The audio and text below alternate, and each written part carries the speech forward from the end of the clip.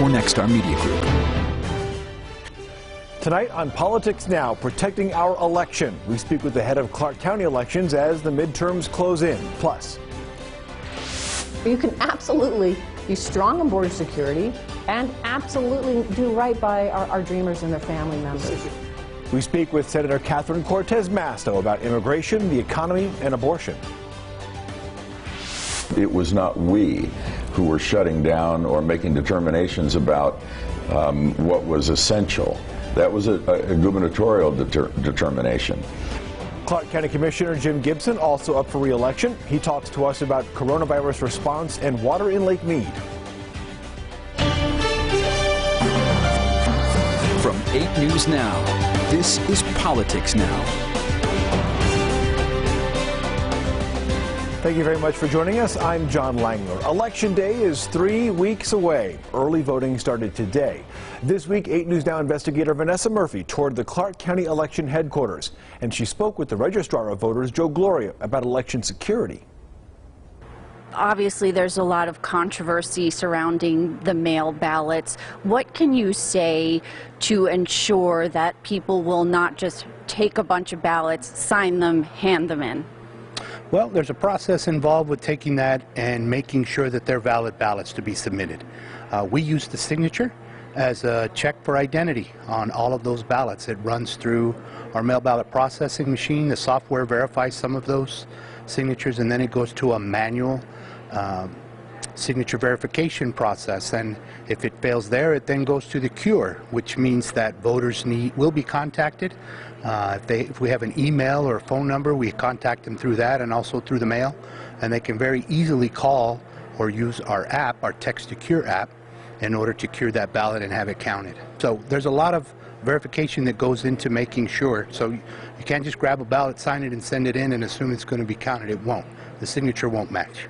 Based on your experience, you've been doing this for a while, can you sort of talk about the controversy about election integrity and sort of the claims of election fraud, and there really is not much evidence of that? Absolutely. Unfortunately, those have been claims that have been disproven. There were several court cases that went in 2020 and none of them were successful. There are a lot of details that go into voter registration. You don't necessarily have to live here. You could be in the military, you could be a student who's studying abroad. We allow all of those people, we follow state law, and we make sure that those people are eligible to vote and eligible to be registered. We also go through an extensive process to work to keep our voter registration rolls clean. So as far as upholding the integrity of what we do, we follow the law, federal and state, and we've done our best effort, and I'm convinced that we're upholding the integrity here in Clark County. Vanessa also spoke with Gloria about signature verification and how that system is tested. You can see that part of the discussion at 8newsnow.com. Nevada's Senate race, well, it's the most watched in the country. Incumbent Democrat CortezMasto, she's trying to fend off a challenge from Republican Adam Laxalt. This week, Brian Loftus sat down with Senator CortezMasto to ask about the issues she says are at the top of voters' minds. We appreciate your time. Now, 40% of Nevadans say their standard of living is worse than 4 years ago. Rent is up, gas is up, food. What do you say to these voters, these Nevadans? Well, I know high costs are squeezing Nevada families because I hear from them in my own families. I live in this community and I'm frustrated like them. That's why it was important that we pass the Inflation Reduction Act. We start lowering health care costs, allowing prescription drug negotiation, capping the cost of insulin at $35 a month, helping our seniors. You know, I was proud to stand with AARP and really fight to help lower costs for seniors. In the Inflation Reduction Act, we also, for families, and help them lower their energy costs in their homes. There's a lot of work being done there.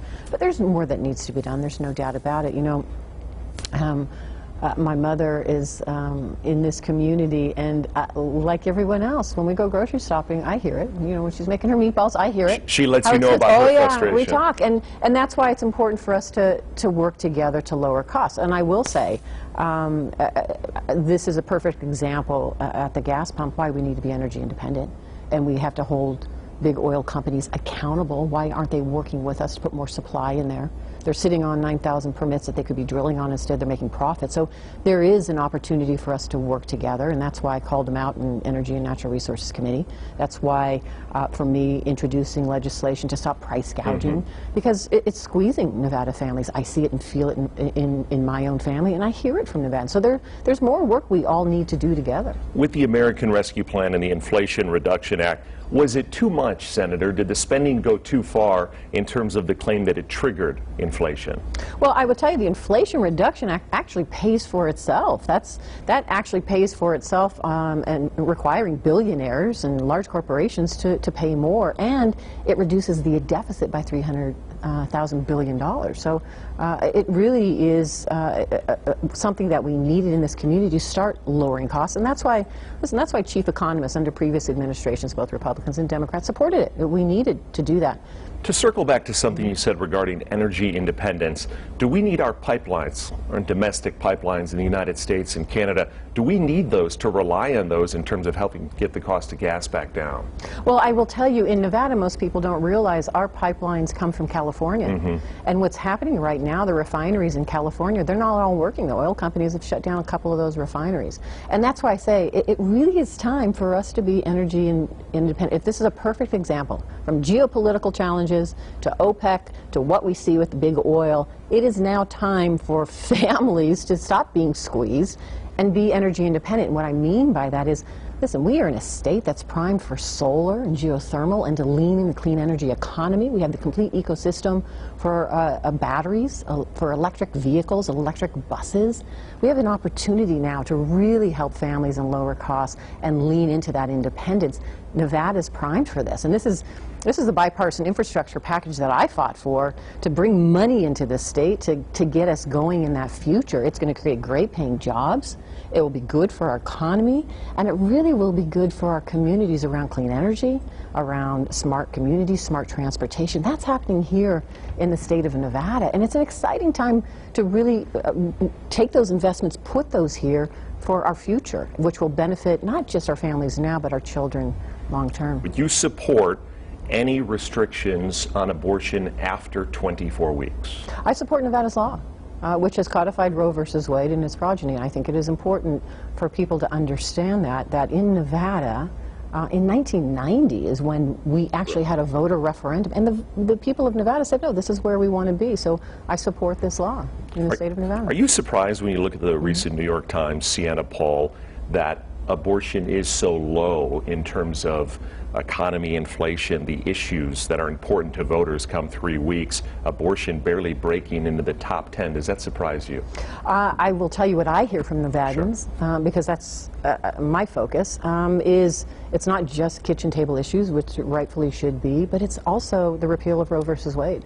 This is an issue, as I get around the state and talk to voters, they are concerned about, for the reasons that we just said, because there is the voter referendum. Voters have decided that they support a woman's right to choose. But it crosses party lines. I've heard from Democrats, Republicans, Independents. I've heard from women and men. What is your view on a path to citizenship, a route to citizenship for Dreamers? I think they should be on a pathway to citizenship. Dreamers, I think it is so important. Our essential workers that were on the front line of the pandemic are some of our Dreamers and TPS recipients. They're in our community. This is the only really place where they have lived or known, and they are hardworking and essential, and they want to pay taxes, they want to be a part of our economy, and they want to be an essential part of who we are, not just in this community, in this country. So I do think it is important to put them on a pathway. But I also know this, I'm also for strong border security. You can do both. You can absolutely be strong on border security and absolutely do right by our Dreamers and their family members. Specifically, how would we and should be stronger on border security? What needs to be done? It's clearly a problem. Yeah, I can tell you, as Attorney General, this was an issue that was so important for me. That's why I created relationships with the AGs in Mexican states, because we came together for the first time, and I actually was the first Attorney General to enter in agreements with those AGs of the Mexican states to address drug trafficking that we saw crossing the border in the south, human trafficking, weapons trafficking and money laundering. Those issues are still important for us to address today along the border. And that's why when I first got to the Senate, one of the first things I did was bring the head of Border Patrol to my office. I got him on the phone, actually, and said, what is it we need? But just a quick question on crime. We've seen with the criminal justice reform bills in 2019, some of the defund the police movement, crime in certain cities across our country skyrocketing. What do we need to do in our big cities in Nevada, specifically Las Vegas, to make sure we're not going down the path that we've seen in maybe New York or LA or Portland? Yeah, I'm not for defunding the police, nor have I ever said that or have been. And just the opposite. I've worked in law enforcement. I'm married to law enforcement, retired law enforcement. What we need to do is ensure we're supporting our law enforcement communities. That's why I've worked really in a bipartisan way with Chuck Grassley, Senator, to increase the JAG grant funding that comes into our communities to support our law enforcement. That's why, based on all of the conversations that I've had with law enforcement, we actually introduced legislation based on what I heard here in this state to address the suicide rate, to make sure we are providing the resources they need around their mental health, around training, and around so many other things. And that's why I'm proud to have the support and the endorsement of law enforcement in this state. You can see Brian Loftus's full interview with the senator on 8newsnow.com. Now, we should point out we've also interviewed Adam Laxalt, the Republican challenger, on this program, and we hope to have an interview with him here soon as well. Senator CortezMasto is still raising more money than Adam Laxalt. With 3 weeks left, her campaign has a little more than $5 million in cash on hand. Mr. Laxalt has a little more than $4 million. Senator CortezMasto has spent more than $20 million. Laxalt has spent about 20% of that, $4.3 million. From coronavirus to water issues. Coming up next on Politics Now, County Commissioner Jim Gibson speaks with us about his re-election campaign. And more changes suggested for school boards around Nevada. The latest proposal from the Lieutenant Governor.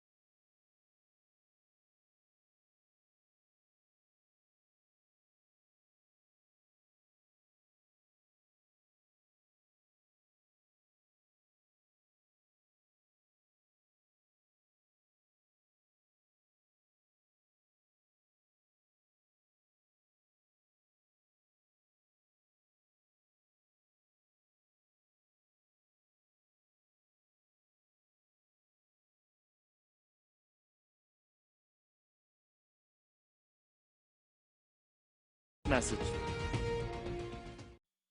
Welcome back to Politics Now. Tonight we continue our profile of the race for Clark County Commission. Now, last week we spoke with Republican Billy Mitchell. This week I sat down with the man he is challenging for the Clark County Commission, incumbent Democrat and Chair Jim Gibson. I started off asking him about the Public Administrator's Office. Was there anything else that you could have done for those people in that office? Well, I think we did what we could do for the people there. We took some administrative responsibility just because they're our people. We don't run the office. We're not the legal officer that can do the things that need to be done, although Mike is deputized, so he can function there. You know, if there were anything, maybe the public administrator shouldn't even be in elected office. Could we have done something? Well, I know one of our members tried to do that when she was in the legislature. And I think it takes legislative action to do that. Let's switch gears. Let's talk about the election itself. You're up for re-election, obviously. And let's talk about what's happened in the last couple of years with the county commission. The biggest challenges you've had to deal with through COVID and everything else. How would you grade your performance getting through the depths of the pandemic? Frankly, I think we worked well together. There was always going to be conflict, both internally, because we have different views about things, and with others. You know, the business community was frantic to get back open. Early on, no one was coming to Las Vegas. So because we're dependent upon tourism and travelers, and airlines were shut down and there were empty buildings, it was something that it didn't require a lot of action on the part of anyone, but it was not we who were shutting down or making determinations about what was essential. That was a gubernatorial determination. What we did was we worked within the confines of his emergency powers to enable a restart at some point, and we were working very hard trying to make the case where it was appropriate that it was time to reopen some things and to allow other things to begin to get ready to be opened. I also want to just touch on something else that your opponent has brought up, and you know, you've had a long political career. You were the mayor in Henderson. You've been in politics for a long time here. There have been accusations made with regards to ethics, campaign financing, debt from when you were the mayor of Henderson, sort of lingering financial, fiscal issues that are sort of being brought up to be critical of your performance. How do you tell voters that you're the best steward of their money, that when you're in office, you're the best person to represent them and get the county moving forward? Well, first of all, in the city of Henderson, we operated on a really tight budget and always were operating within the parameters that were assigned. So there was no debt. You know, when there was a loose comment that wasn't intended to convey the message that was conveyed when the mayor who succeeded me said I inherited a $90 million deficit. Well, there's no deficit. What he inherited was a circumstance, a recession that was rolling in as I was leaving office. And so we had already done a voluntary retirement program, and we'd saved considerable money on payroll. We were cutting back in areas that were really important. We had even debate about, do we leave rec centers open or do we close them? No, we need those more than anything. They're paid for. People don't have to pay to go there. We were having those debates as I left office. I want to talk about the future. We talked a little bit, maybe too much about the past here. The future here, one of the major issues for Clark County is water. You and I have talked about this before. If you're reelected next 4 years, what can Clark County do? You're talking about getting a seat at the table. What can Clark County do to try and address what's happening at Lake Mead beyond issues with turf and pools and so forth? Well, keep in mind that 4% of the water that comes out of Lake Mead comes to Nevada. 4%. So what we've been doing is preparing ourselves for whatever the next iteration of challenges on the river may be. My opponent thinks that the reason the lake is going down is that California is taking too much water out. It wouldn't matter if California were doing our program. There would still not be enough water in the lake because there's a drought. We have a full interview with Jim Gibson and the interview we did with his opponent, Billy Mitchell, at 8newsnow.com. Next on Politics Now, battling for control of the Senate. CBS News' Lilia Luciano looks inside Nevada's closely watched Senate race.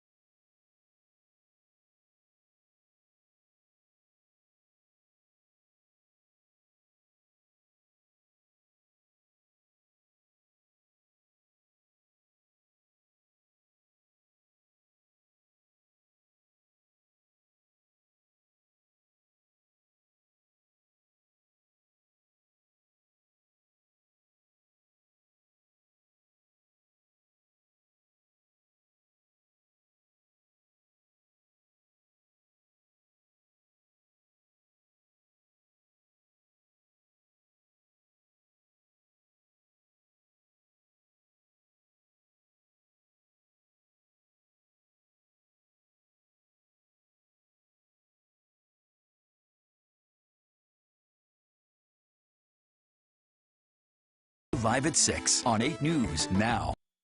You're watching Politics Now. As we've discussed, Nevada is one of the key states in this election cycle. Some of the biggest races could decide the balance of power in Washington. A new CBS News poll shows Democratic Senator CortezMasto is still locked in a very close re-election race with Republican Adam Laxalt.